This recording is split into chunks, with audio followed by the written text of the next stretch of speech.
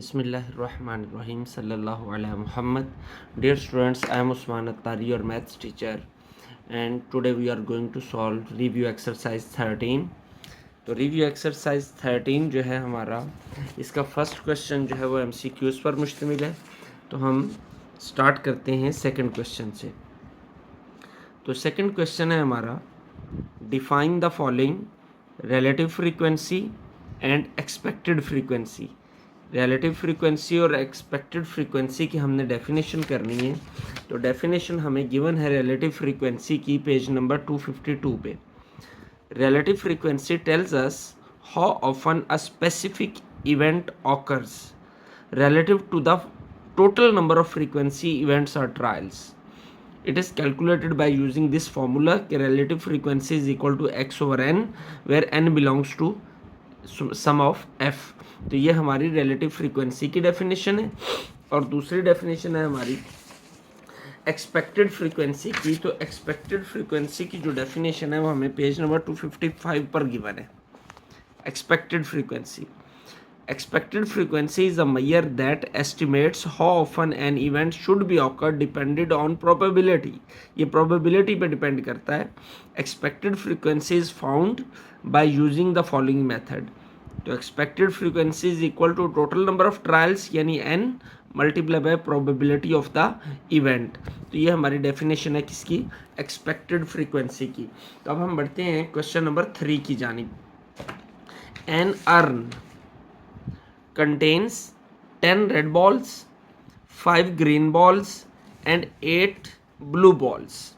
एक अर्न जो है, अर्न किसी बर्तन को कह लें, किसी ऐसे सांचे को कह लें जिसमें ये बॉल्स पड़ी हुई हैं। An urn contains red balls 10, 5 green balls and 8 blue balls. तो सबसे पहले हमें जो है वो टोटल नंबर ऑफ बॉल्स निकालनी है। तो देखते हैं टोटल नंबर ऑफ बॉल्स कितनी है हमारी।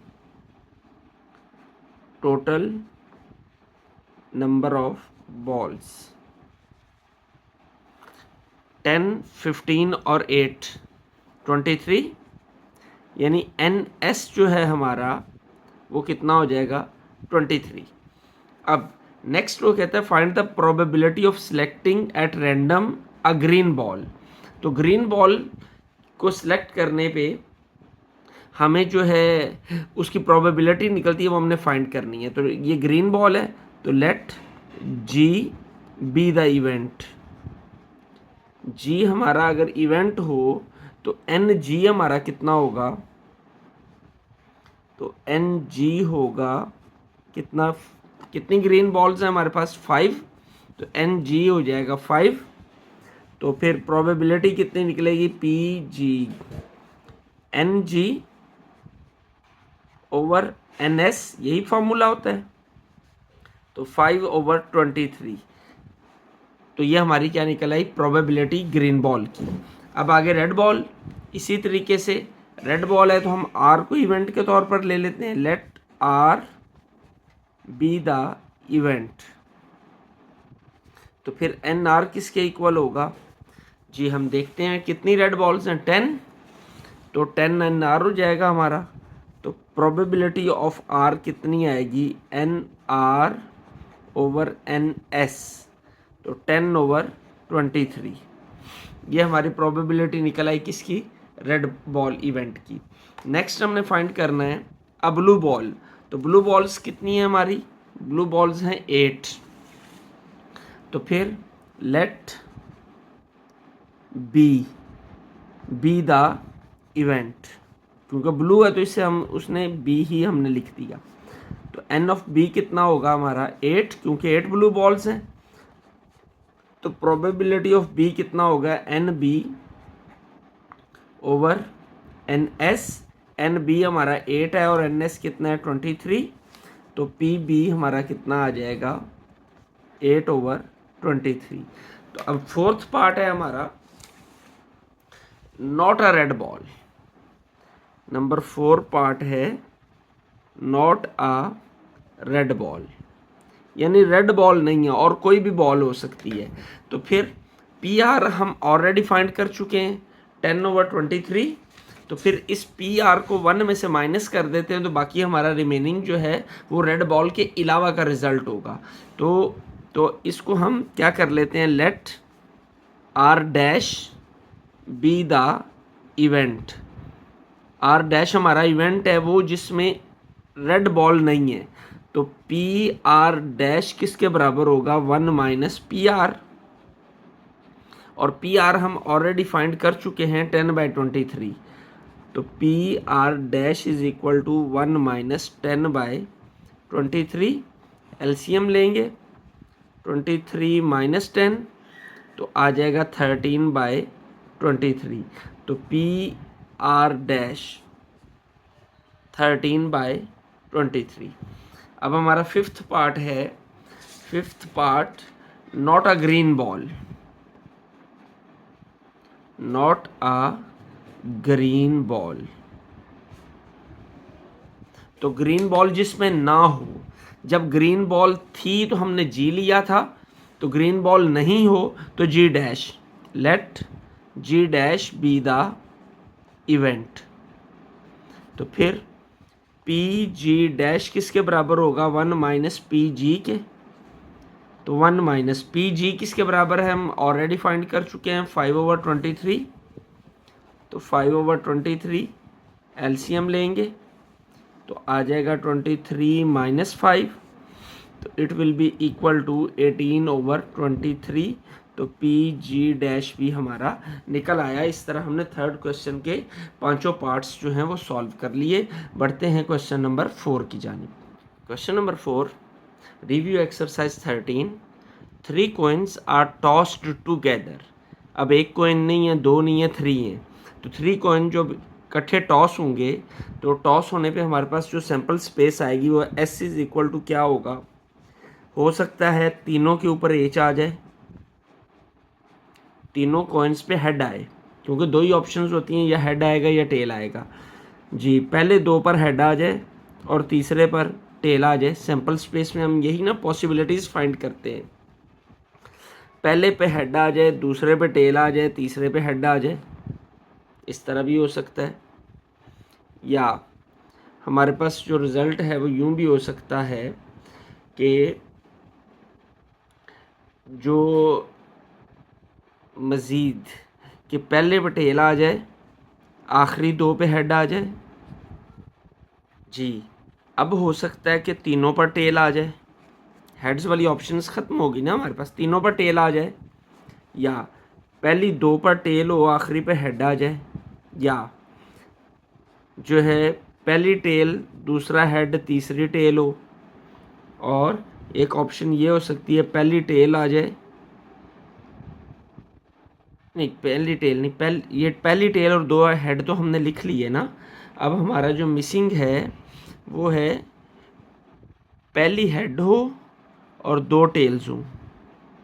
ये हमारी पॉसिबिलिटीज़ है कि ये पॉसिबिलिटीज़ हो सकती हैं जब 3 कॉइन्स हम जो है उसे टॉस इकट्ठा करें। तो 1 2 3 4 5 6 7 8, तो एन एस हमारा कितना आ जाएगा, 8। अब हमने फाइंड क्या करना है कि हमने what is the probability of getting, probability find करनी है किसकी, कि एग्जैक्टली 3 हेड्स। तो 3 हेड्स, ए हमारा सिर्फ 3 हेड्स इसमें आ रहे हैं, तो ए कितना होगा, एच एच एच, यानी ए की है, तो एन ए हमारा कितना आ गया, 1।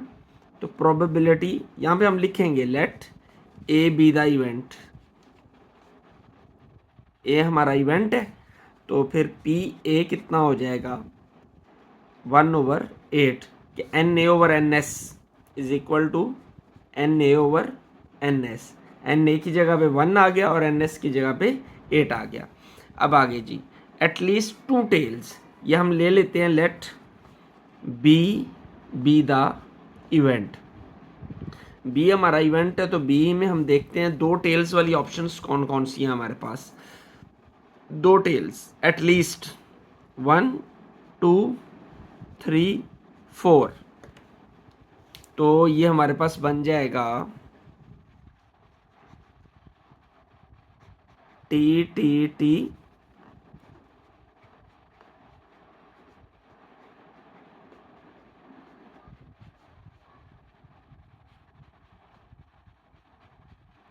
जी, ये कम से कम 2 टेल्स वाली ये ऑप्शंस हैं हमारे पास। तो हम इसमें से क्या करेंगे, एन बी फिर हमारा कितना हो जाएगा, एन बी वो आ जाएगा 4, 1 2 3 4। तो हम करते हैं फॉर्मूला, पी बी कितना होगा हमारा, P B is equal to n B over n S. N B कितना है 4 और एन एस कितना है 8, तो 1/2। प्रोबेबिलिटी ऑफ बी ये कितना आ गया हमारे पास, 1/2।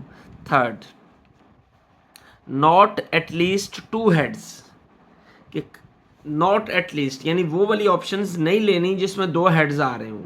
तो हम क्या करेंगे, हम 2 हेड्स को फाइंड की प्रोबेबिलिटी फाइंड करेंगे, उसको 1 में से माइनस कर देंगे तो नॉट हो जाएगा। तो हम क्या करते हैं, लेट सी, इसको हम सी ले लेते हैं, C be the event that at least 2 heads.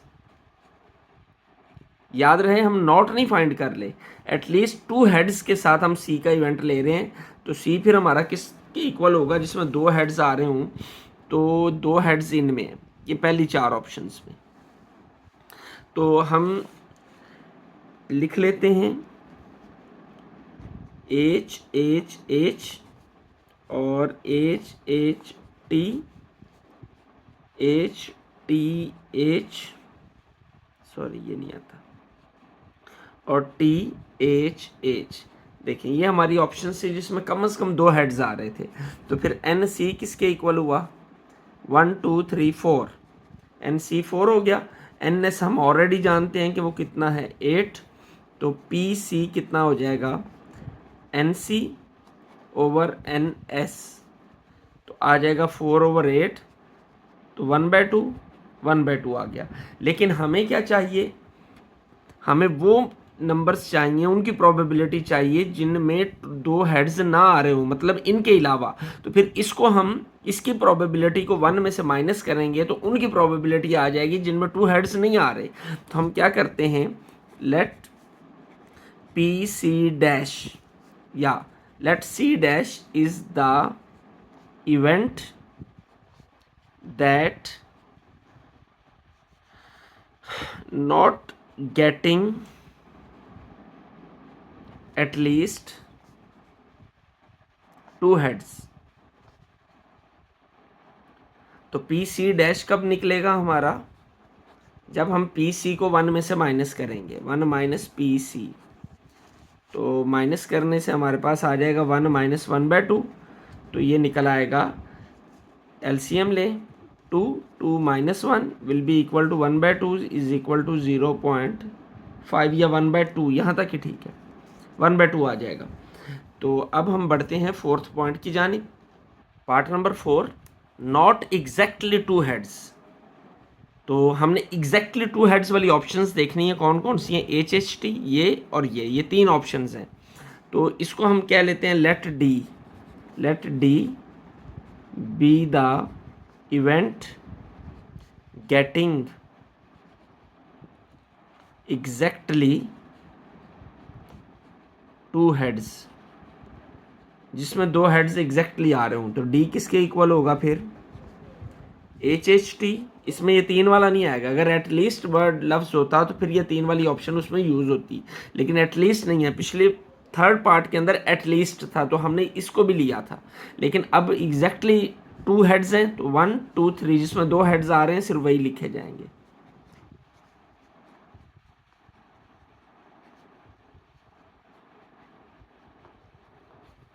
जी, तो एन डी किसके इक्वल हो गया हमारा, n D is equal to 3, 1 2 3, और एन एस तो हमारा ऑलरेडी 8 है, तो हमें पी डी चाहिए, पी डी। तो पी डी क्या आ जाएगा, P D is equal to n D over n S, तो आ जाएगा 3/8। ये निकल आया पी डी। लेकिन हमें पी डी नहीं चाहिए, हमें वो चाहिए जिनमें एग्जैक्टली 2 हेड्स नहीं आ रहे, मतलब नॉट एग्जैक्टली 2 हेड्स। तो हम फिर डी डैश लेते हैं, event let D dash be the event not getting exactly two heads,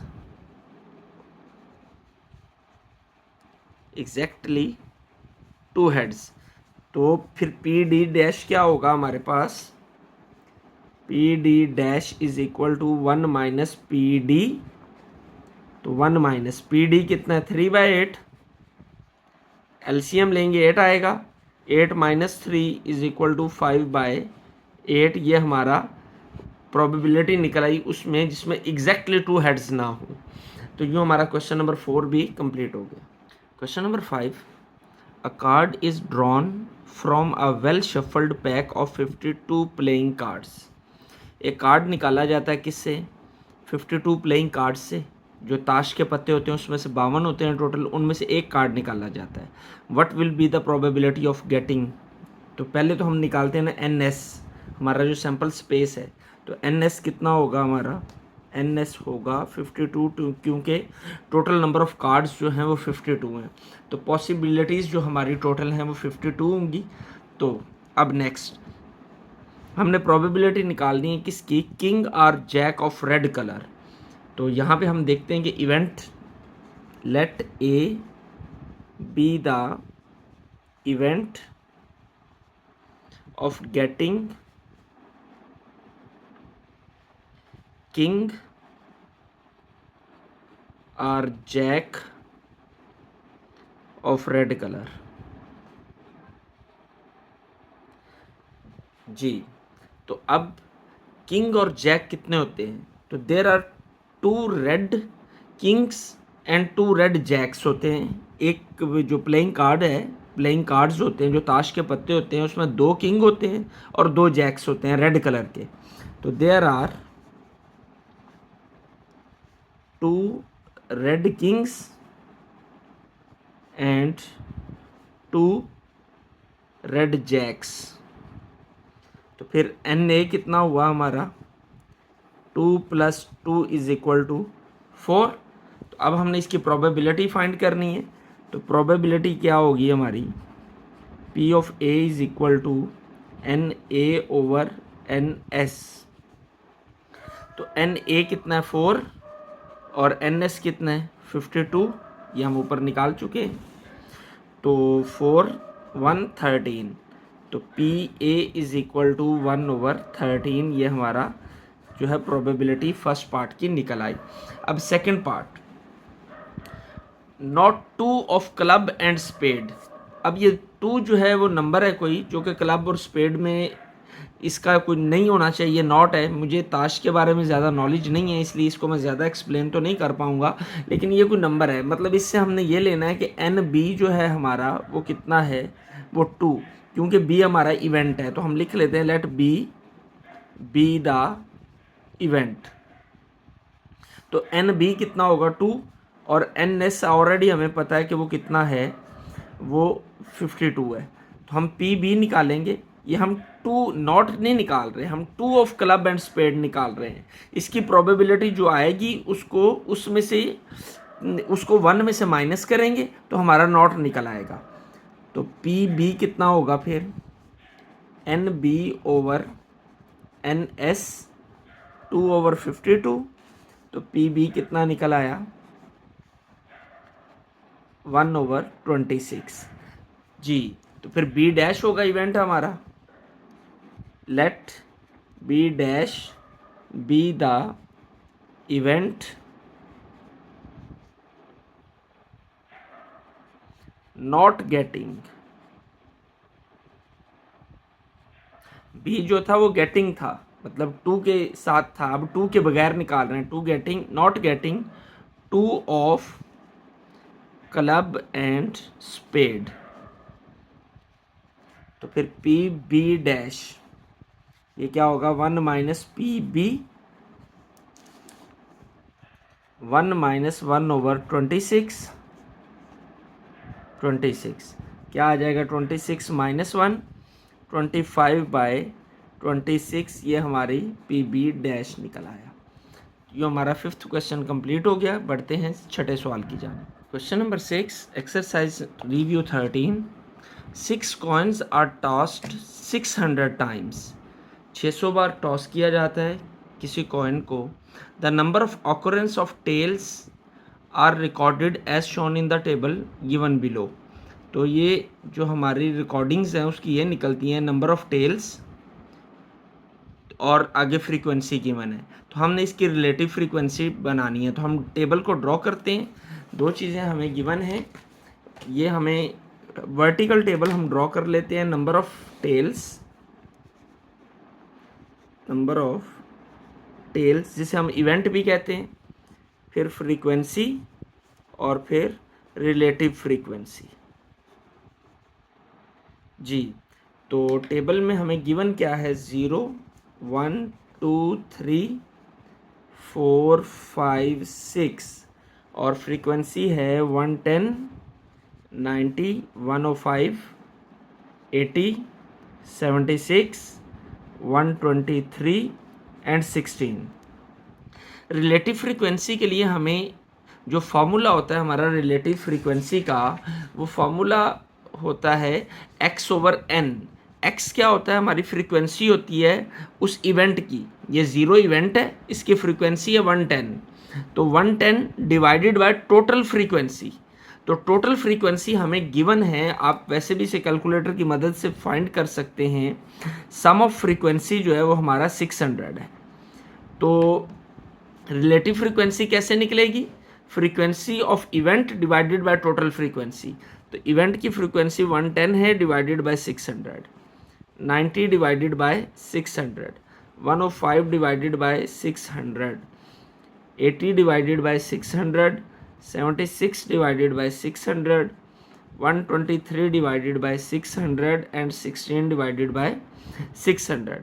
ये हमने सारों की फ्रीक्वेंसी कैलकुलेटर की मदद से फाइंड कर लेनी है जी। 110 divided by 600 0.183, 90 divided by 600 0.15, 105 divided by 600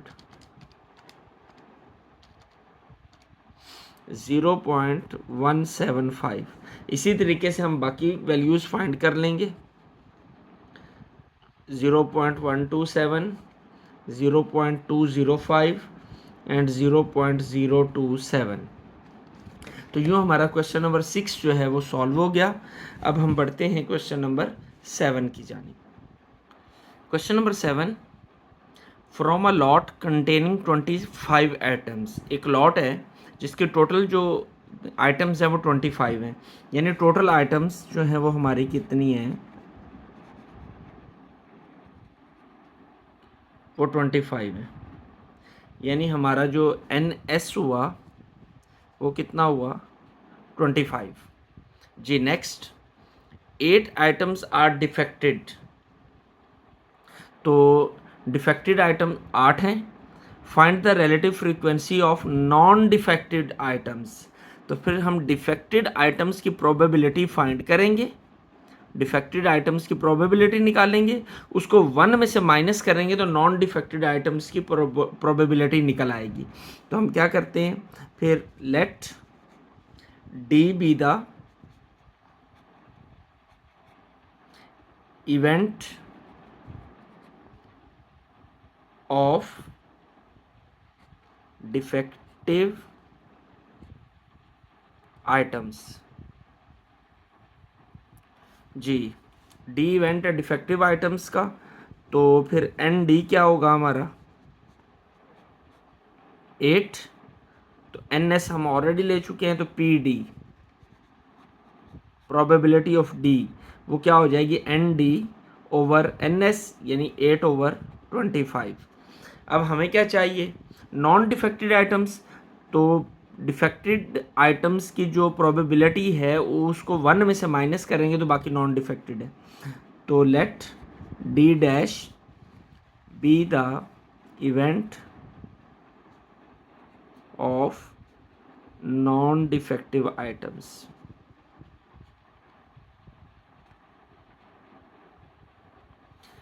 तो हमारे पास क्या आ जाएगा, P D dash is equal to 1 minus 8/25।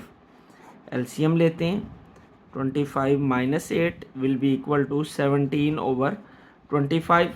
तो पी डी डैश, इसको जब हम डिवाइड करेंगे कैलकुलेटर की मदद से आ जाएगा 0.68।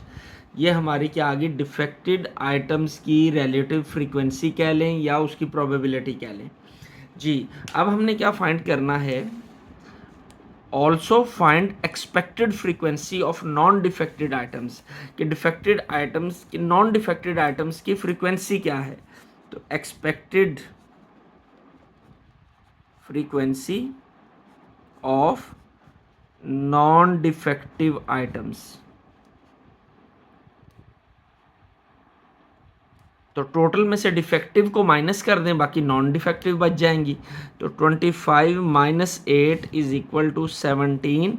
ये हमारी नॉन डिफेक्टेड आइटम्स की जो है फ्रीक्वेंसी है, एक्सपेक्टेड फ्रीक्वेंसी है। तो यूँ हमारी जो है ये चैप्टर भी ख़त्म हो गया, और चैप्टर ख़त्म होने के साथ साथ हमारी आज बुक भी 9th क्लास की जो है वो कंप्लीट होगी। यकीनन आपने इसको बहुत एंजॉय किया होगा, बहुत अच्छे से आपको इसकी समझ आई होगी। तो लाइक, शेयर और सब्सक्राइब करना नहीं भूलना, और बेल आइकॉन का बटन भी ज़रूर प्रेस करना है, ताकि हमारी लेटेस्ट वीडियोस की नोटिफिकेशन जो है वो आप तक पहुंचते रहें। और अपनी सजेशन से, अपनी आरा से कमेंट सेक्शन में ज़रूर उसका इजहार किया करें, ताकि अपनी आइंदा आने वाली वीडियोस के अंदर उनका सलूशन जो है वीडियोस की सूरत में आपको दिया जा सके। अल्लाह आपका हामी और नासिर हो। अस्सलाम वालेकुम।